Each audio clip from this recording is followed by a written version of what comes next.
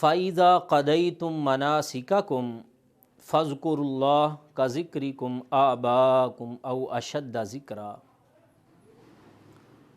सामीन मोहतरम, सूरह बक़रा की आयत नंबर 200 और अल्लाह पाक का फरमाने ज़ीशान सामने रखें और मैं और आप अपनी इस्लाह का सामान इकट्ठा करें।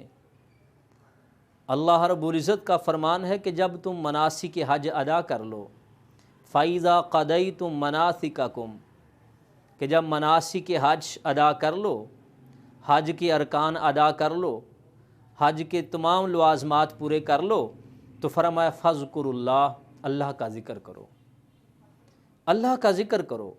का ज़िक्रिकुम आबाकुम, जैसे अपने बाप दादा का ज़िक्र करते हो।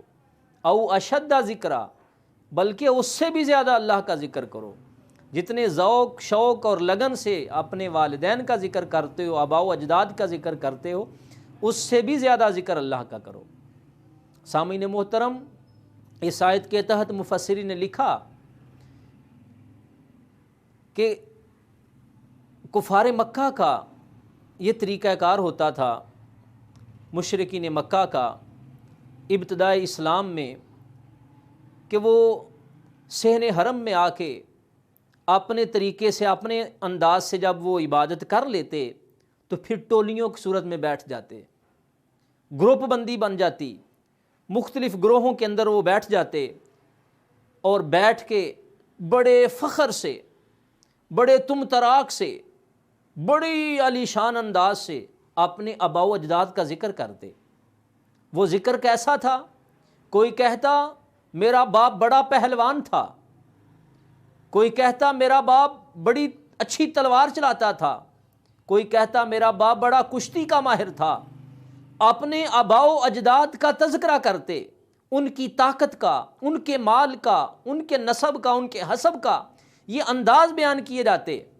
तो खालिक़ कायनात ने मुसलमानों को अपने पाक महबूब के ज़रिए ये तालीम फरमाई कि जब तुम मनासिक हज अदा करो तो तुम उन जैसे फ़ाखराना अंदाज में बैठ के अपने आबाओ अजदाद का तज़किरा न करो, बल्कि अपने मालिक को याद करो, अपने रब की याद पैदा करो, अपने रब को याद करो, और ऐसा याद करो, ऐसा याद करो कि जैसे अपने आबाओ अजदाद को याद करते हो, बल्कि उससे भी बढ़ के अल्लाह को याद करो। सामीन मोहतरम, फिर बात को हम अपने हालात हाज़रा के अंदर देखते हैं। ये बात अगरचे एक मखसूस मौका पर है, लेकिन क्या आज हमारी महाफिल के अंदर ऐसा नहीं होता? खुशी का मौका हो, गमी का मौका हो, तो हम भी बैठ के तज़किरे यही करते हैं कि हमारे आबाओ अजदाद ऐसे थे। कोई कहता है नहीं जी, आज वो ये बात करते हैं इल्ला माशाअल्लाह, जिन्होंने कभी मस्जिद में पाँव नहीं रखा, भूले से मस्जिद के अंदर आते हैं, मेरा बाप था, मेरा दादा था, ये मस्जिद उसने बनाई, वो अजान पढ़ा करता था, वो तकबीर पढ़ता था, या किसी और अंदाज के साथ उनके तज़किरे करते हैं। तो इन तज़किरों तक ना रह जाएं, बल्कि याद इलाही हकीकी अपने अंदर ले आएं। हकीकी मानों में अल्लाह उसके रसूल की याद के साथ हम अपने आप को वाबस्ता कर लें। कहीं खुशी की महफिल के अंदर बैठ के या गमी की महफिल के अंदर बैठ के, शौक के मौका पर, फौतगी के मौका पर, जनाजे के मौका पर अपने ख़ानदानी तफाखुर ही ना बयान करें, बल्कि अपने आप को याद इलाही के साथ वाबस्ता कर लें, अपने आप को याद इलाही के साथ ऐसा मजबूत और पुख्ता कर लें जैसा खालिक़ कायनात ने फरमाया, ऐसे याद करो जैसे अपने आबाओ अजदाद को याद करते हो, बल्कि उससे ज़्यादा अल्लाह को याद करो। तो सामीन मोहतरम, आज इस मौजूदा दौर में हमारी महाफिल के जो अक्सर उन्वानात होते हैं, वो लायानी बातें, बेमकसद गुफ्तगू, फजूल किस्म की बात छेड़ लेते हैं। कहीं उनसे बेहतर है कि इन महाफिल के अंदर हम याद इलाही के साथ अपने आप को जोड़ लें, अल्लाह की याद से अपने आप को सरशार कर लें।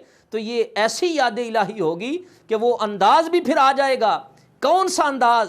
जो आज मैं और आप अक्सर व बेशतर गिले शिकवे करते नजर आते हैं।